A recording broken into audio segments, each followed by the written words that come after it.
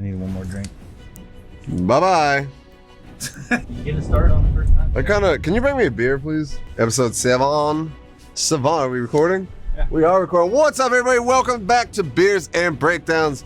And you got me today. No Sean. Sean's invisible. We're doing Band of Brothers episode 7. Abel's fixing the camera. Sean's grabbing a beer. So until then, it's just me and you. Hey, everybody. What's going on? Let's get real intimate here. Intimacy. Intimacy. It's my middle name. Your middle name is Intimacy? It is, yeah. Your name is Curtis Intimacy Rocopla? It is, yep. It's also my stage name. You can find me on stage every Friday and Saturday night. I mean, you could use it. Thank you, sir. Sean got a tiny drink. What's up, everybody? Welcome to this episode of Beers and Breakdowns. In this episode, we're doing another episode of the awesome show, Band of Brothers.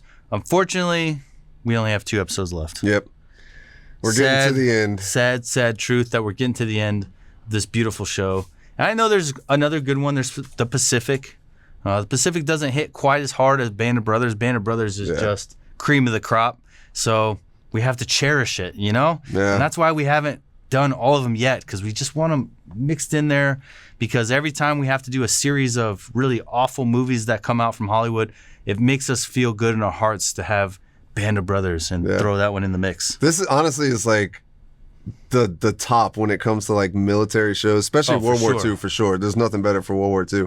But the way it's shot, the realism by bringing in at the beginning the real guys and all that, it's just an incredible show. They tried to recreate it with the Pacific. Like you said, it kind of missed the mark a little bit. And then Masters of the Air, which is also, I thought that was a really good show. We are not plane guys, so I mean, but we'll still check we'll still it out. do it though. I thought it was pretty cool. Review it, and maybe that one, instead of being review tactics, maybe we just simply react to it. Yeah. And show you guys what we think when we watch it. So that would be more of a traditional react video. But Band of Brothers is just, I mean, if I had to create, top military shows of all time, Band of Brothers is number 1, hands down, by far, without question. So it's literally the best military show I think has ever been created. So it's the GOAT. It's the GOAT. It's hard to just run through them. So let's jump into this episode. Let us know what you guys think. Let us know what else you guys want us to review. And let us know if you want us to do some more shows where we react, just like our reactions to the scenes that are happening versus giving tactical breakdowns. Because our whole thing is, with the FNG Academy, we're about helping people with tactics. We're about mentoring and guiding. So we try to take a teaching approach to all the stuff that we do. It's not really so much about like, like reacting it in itself, Is that how we watch movies? Yeah.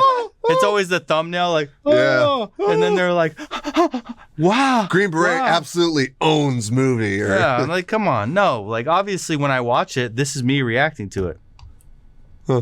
It's my next title.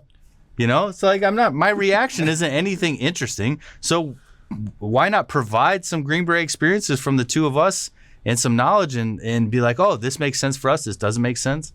And at least that gives you guys some teaching, something to learn from. Maybe it helps teach us, because we learn from a lot of these shows, especially that are like Band of Brothers. So. Yeah. Take care of them as you might, and especially if you're on an attack, moving or whatever. And I withstood it well, but I had a lot of trouble in later life because those events would come back, and you never forget them. It's kind of hard to watch, right? Yeah, it's really hard to watch. It's so profound to see that, after all these years, these guys are still struggling with the events that took place and the things that they saw. And it's crazy. Yeah. What I love about watching this intro to these shows is these are men that are telling you the story because you asked them. Like now, everyone's on social media, right? You have a story to tell. We want views, we want likes, we want to teach you how to be a man, and we want to teach you how to sell things. And it's just this whole business of using your war experience to promote yourself, right? Guilty of it myself. We're clearly running a business where we're promoting ourselves, but these men weren't doing that. They were asked, to help people by telling their story. Something so pure about it. It's so pure. They're just telling you because you asked them to. They're not telling you because they want you to approve or like and subscribe and comment and hit their Instagram follow and all that crap. It's just so real. The other part for me that's so striking is you see these guys every day. You're out and you see old people, right? And you're, something might happen. You're like, oh, this crazy old guy or whatever. But you never know. Like, these guys did some shit. They've seen some shit. And like, it just goes to show you, you never know. A crazy old man has lived an entire life, and you never know what they've done, what they've seen, what they've been through. There was a YouTube channel that he went around asking people that look elderly, like they look 70s, 80s, 90s. And he would ask them, like, your whole life, what's your advice, or what would you say to people? And one guy was like, clearly, he was probably like 75 years old, and he was clearly agitated by the question. And he got mad, and he was like, everyone writes us off. He goes, everyone thinks that the minute we're not contributing to society, no longer contributing to society like we've done our whole lives, that we're useless and we should be cast aside and ignored, and that we don't matter. And you could just see the frustration in his face. And it really helped explain a lot to me, because every time I feel like I get cut off on the road or people are really aggressive, a lot of times it's an old man. Mm-hmm. It's an old man, and you're just like, dude, why are they so ornery? And he helped me realize that, like, no matter what a man's done in his life, he'll hit a certain age where the rest of society sees him as a liability and not an asset, a burden to society, because they're too old to contribute in the workforce. And so we treat them, we cast them aside, like you said, and it's really... Oh my gosh. What? Trump was shot? Donald Trump was shot in the ear during a Pennsylvania rally before being rushed off stage by Secret Service. Here, let me see. I'll pull it up on a Reddit. Yeah, you could see his ear bleeding. Holy cow. We just got news like right while we're filming this that Trump was shot in the ear. Like ABC, NBC, it's true. Popping noises heard at his Pennsylvania rally. If it's just popping noises, it was likely like a .22 pistol. Wow. He was speaking when he reached for the side of his face as popping sounds rang out over the rally. He then crouched down. Here's the video. Look what happened. Dude. That's frightening. I mean, regardless of your politics and how you feel about it, like that should never happen. So you can clearly hear that he was aiming those first three shots. It was katow, katow, katow, and obviously hit him in the ear. So whoever the shooter was, I'm thinking possibly either he was close enough for a pistol shot to be that accurate, or he was far enough for a .22 long rifle, because it sounds like a .22. Yeah, it doesn't sound like a large caliber rifle. So aiming down sight with a .22, and then at the end, as people started panicking, he started rapid firing. Yeah, does that sound horrific, like a .22 dude. though? To me, it does. Just look at that picture of Donald Trump with blood coming out of his ear, just getting shot, and then coming out with the power and just saying, I'm here, you're not going to hold me down. Shut up, boys. Shutting up, Sarge. Okay, what the hell? Patrol? No, we would have heard. One man, maybe a sniper. There was no rifle. What do you see, Shifts? Nobody out there. Are you sure? Uh-huh. Oh, Jesus, it's who we shot! Sniper? No, he shot himself! Medic! What happened? Doc! It didn't just go off. Guns don't just go off. But at the same time, understand, I know multiple Green Berets that have shot themselves. I know two specifically. One, you guys wouldn't know. One, all of you know. One's very famous. Very and famous. You probably have no idea. Right, and I'm not going to dime him out because that's his business, but I'm just saying that it happens. Accidents happen. I mean, you know one that almost did it to himself with the 320, getting pulled up a building and launched the 320 off my side and almost took my leg out. So war, shit happens. It happens. For me, and what's so big about this scene is it sucks that this guy that's been with the unit has been through all these battles. He went through Bastogne and all this stuff, and he dies because of a self-inflicted essentially a self-inflicted gunshot. I mean, Yeah. he didn't pull the trigger, but he also put a loaded gun that he's not familiar with into his pants, Yeah. and it shot himself, and he winds up losing his life over it. Right. Like, at the very least, unload the gun, like clear the weapon. Mm-hmm. And the fact that he dies because of this it's wild that you went through all this just to be killed. The one thing that my grandfather told me before heading off to war, and he was in the Korean War, Gerald Baker, love you, miss you. He said, if it's not yours, don't touch it. Yep. And that was his one advice. And so from that, I took it as I will not take war trophies. I don't care what it is. I don't want anything to do with it. I'm not touching it. It's just like, it was like an omen for my grandpa to not touch other people's stuff. So I will not touch anyone else's belongings. You always hear everybody, I don't know what it is. Well, I know what it is. It's human nature, right? You want to bring something to commemorate or whatever the case may be.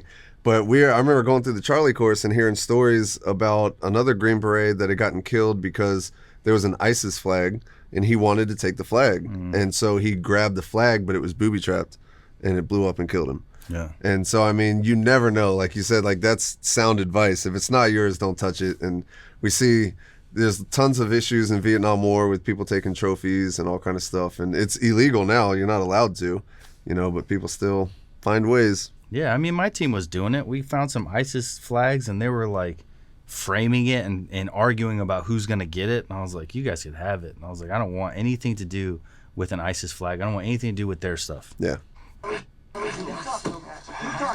Okay? Listen to me, dude. It's okay. You think it was a German leg, dude? Hold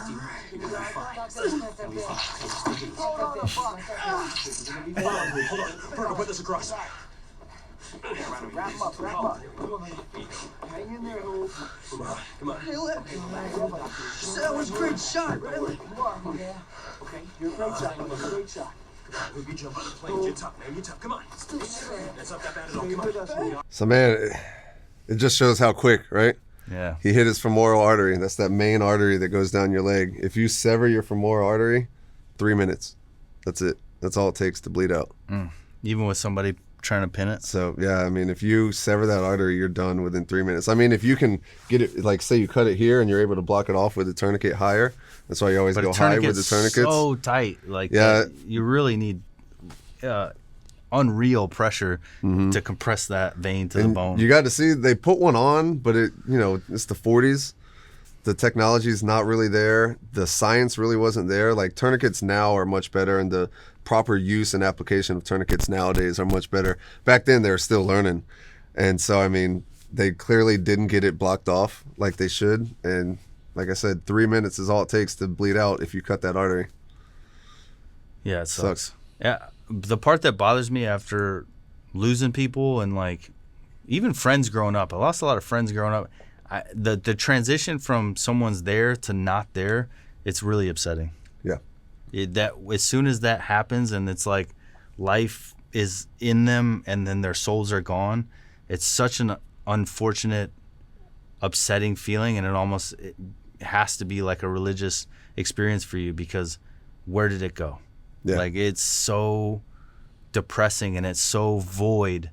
From 1 second to the next, you could have life, personality, ambition, everything, future, past, present, and then the next second you're just a sack of meat that is nothing more than something that needs to be buried in the ground. Nothing else matters. Yeah. Your crap that you got going on next week or whatever you're trying to finish that day, it doesn't matter. It's irrelevant at that point. And if you don't believe in God, then I hope you believe in something powerful, because that's scary. Thrown in with a group of guys who've known each other for what, 2 years? They've been in combat together since Normandy.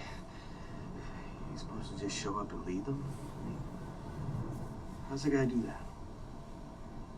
How could anyone really hope to gain the respect of the toughest, most professional, most dedicated sons of bitches in the entire ATO? Huh?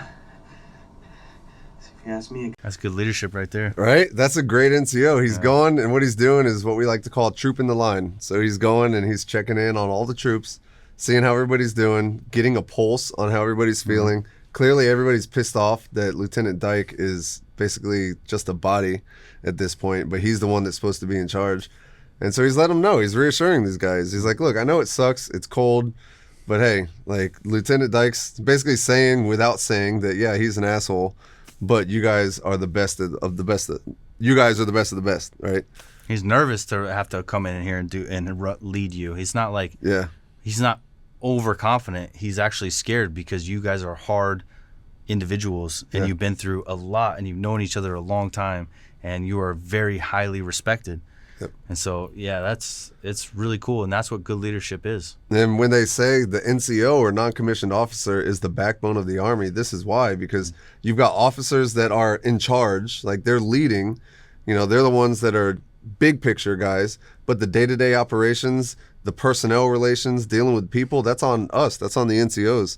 And so a good NCO will make or break a unit, and, you know, especially with an officer as well, make or break an officer. When I was my sergeant major's personal security detachment in Afghanistan, and then I would have to go with our commanding officer, and so I would have to sit in a lot of these briefings that they get, where it's officers briefing generals, and it's embarrassing.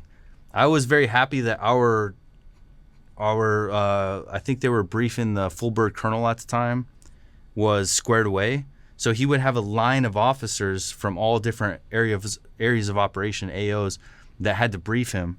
And instead of being fluffed and like intrigued by these people and their, you know, like admiration for his position, he would call them out immediately. He's like, all right, stop, BS, okay, move on. That's not what we're here to talk about. And then kick it on to the next one. Yeah. And so there are really good officers out there, but there's so many that have just learned to kiss ass and get ahead.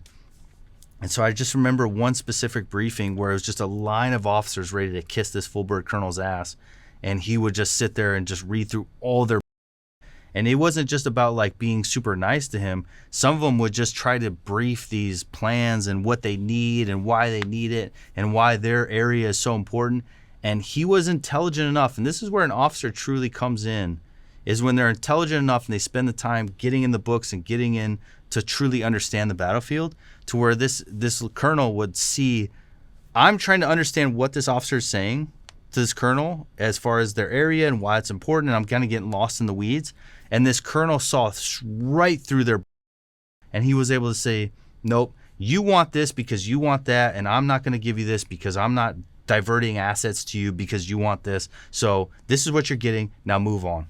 And I was like, oh man, okay, this is valuable. When there's actually a good officer that's like that tuned in, it was pretty impressive to watch him just dismantle these captains and colonels, like lieutenant colonels and stuff, because he saw right through all their. That's awesome. And it was really cool and it was really eye opening. So a good officer has tremendous value and is like immensely important, but at the end of the day, NCOs are the true connection from them to boots on the ground. Because without an NCO, you were never connecting from private to sergeant to these generals and full bird colonels. Yeah, I mean, even in the regular Army, like how often as a private do you interact with your team or your platoon leader? Like it's not that common, really. Like you're dealing with your NCOs for the most part. Take cover! Take cover! Come on, fight for cover! Fight some cover! Find the marshal! Come on, take cover! Take cover!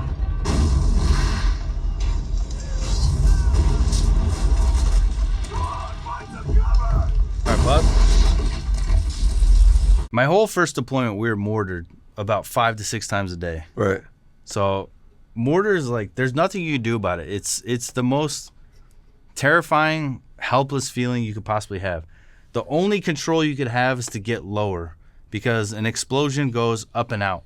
So at least if you're close to it and you get down and a round hits, you're increasing your chances of survival by being as low to the ground as possible, so that explosion goes potentially over you with all the lethal shrapnel. But at the end of the day, you have no idea where it's going. You have no idea where it's going to land. There's nothing you could do. And so we would have the alarm going off so much, and we were supposed to run to the bunker and sit in the bunker where it was safe. But I'm going to be honest with you, there's times when I laid in bed and I was like, if it's my time, it's my time. Because I'm so tired of jumping out of bed, panicking, running to the pit, and then waiting for the round to hit, that it's like, just screw it. If it's going to hit me, it's going to hit me. Yeah, dude, that's so frightening because, like you said, you can't control anything. Like, if it's your time, it's your time. Nothing you do. And the worst part is when they go and reoccupy that area, they see all the trees that are, been taken down by the explosions. And the guy's like, yeah, they've already got this whole area sighted in. So you know that all the mortars are going to fall right where you're at. And it's just a matter of luck at that point. Are you going to make it? And then we get to see the one scene that comes after this where he's like, get in the foxhole, get in the foxhole. And as he's crawling towards the foxhole, a artillery shell drops right inside the foxhole and kills the dudes. Yeah, there's nothing you can do about it. So it's just like, is it my time? Right. And that is probably the most frightening thing. It's like one of those things, almost kind of like an IED, because you can't do anything about it almost. Like, it's going to come out of nowhere and it's going to surprise you for the most part. Yeah, and so when I say artillery rounds coming in or mortars coming in from in Afghanistan, it's everything. It's mortars, it's 60s, it's 80, or they have like 81s. So a lot of them are the Russian 81s that they have. And that's the size of the artillery shell. Yeah, right? and a lot of them are, sometimes it's recoilless rifles that they're shooting at us. So it's a little bit of everything. It's just always mah, mah, mah, boom. And sometimes it's off in the distance. Sometimes it's right next to you.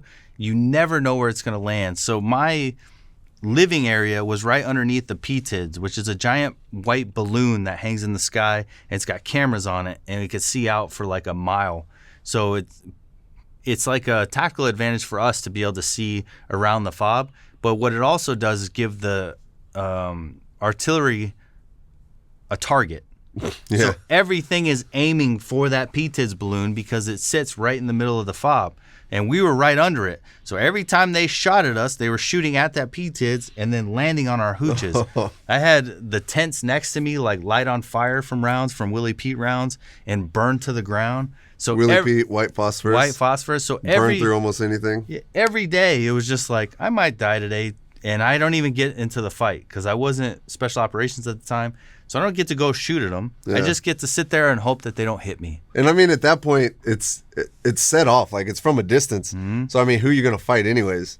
Nothing so, you can do. Nothing you can do except for just wait for it to be over and hope that you survive. And hope that you survive. And it was way worse than my next deployment being special operations and going and getting in gunfights regularly with these guys, because at least then I can control my actions. I could control I could use my experience, my tactics. I could do something about it. As to where before it's just like, please don't hit me, please don't hit me, please don't hit me. You're the most highly skilled tier 1 operator in the world, and it just happens that a mortar falls on your position and you're done. Nothing you could do. So.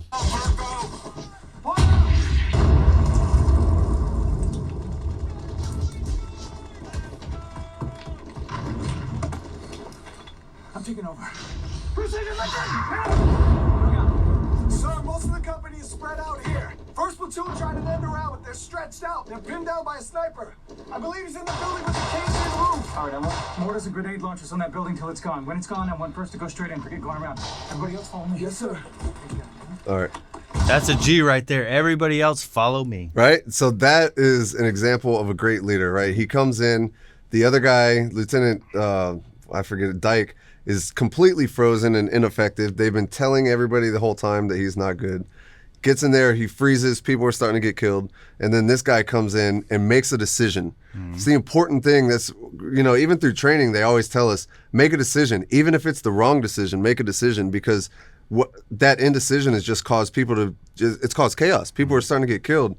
And so this guy comes in, comes up with a plan, and then gets people moving, and that's the key. Because the original plan is to go around, and he comes in and says, forget it, we're going right at him. Yeah. So we're going to go in. And everyone's like, better than sitting here dying. Exactly. Let's go. Dyke, and they're motivated just to have a plan and just to start moving forward. And the fact that he's like, everybody else follow me. So now not only is he coming up with a plan, now he's leading from the front almost. And you get to see the next scene, this guy runs straight through the Germans and he takes them by surprise to the point that the Germans are like, wait a second, there's an American running through our ranks.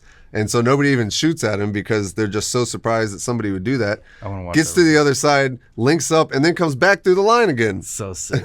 So, But you know what's cool is that Winters was going to go do it himself. yes, And he was instructed, no, you stand down. You're not in that role anymore. You can't just, abandon your position and your rank to go down and do what you think you need to do. Delegate.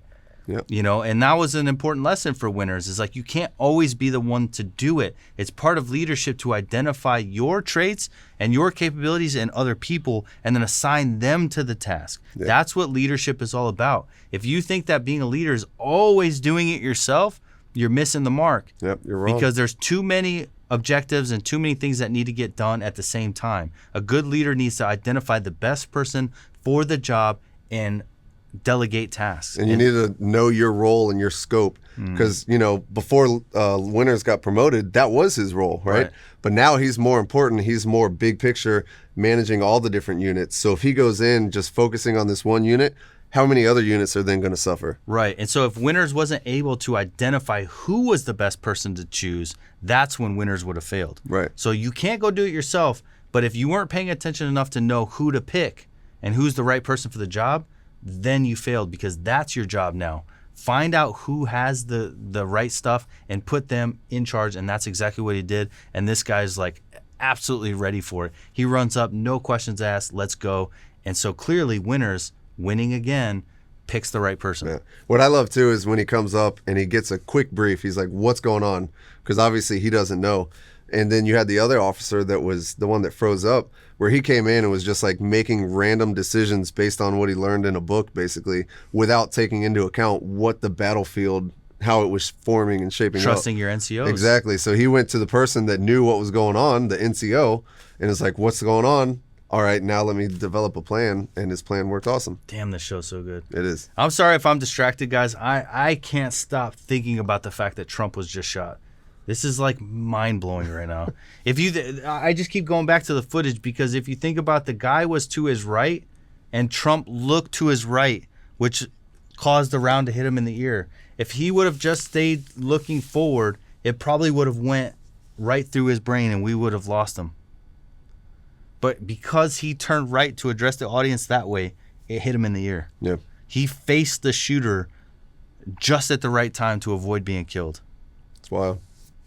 I'm having such a hard It's crazy, time it's focusing crazy that on somebody this because- tried to assassinate a former president and a presidential candidate right now. And how did that should they never get happen. the gun in there? How did they get the gun close enough to be able to pull on and shoot at the former president of the United States? Yeah. That should have never happened. How did we fail so miserably at security on one of the people that were most likely in the entire world to try and be assassinated? How did we fail so hard at the security of that event? And then Secret Service, they jumped on him way after the fact. Like I don't want to like totally put them on blast, but they very much had a nothing's gonna happen mentality. Yeah. And then all of a sudden shots start going off and they're like, oh, that's us? Yeah. So it's very early. It just happened. We have very limited information. I just watched. We don't video, have the full picture. But so I mean, there could have been more going on. We always know that when you are in a position with the Secret Service or counter assault team, which I tried out for the counter assault team. I was almost got into the counter assault team to protect the president. You feel like you're put in a holding position for 95% of your entire career, sometimes 100% of your career. It's so hard to think that, oh, this is it, and it's going to be reality.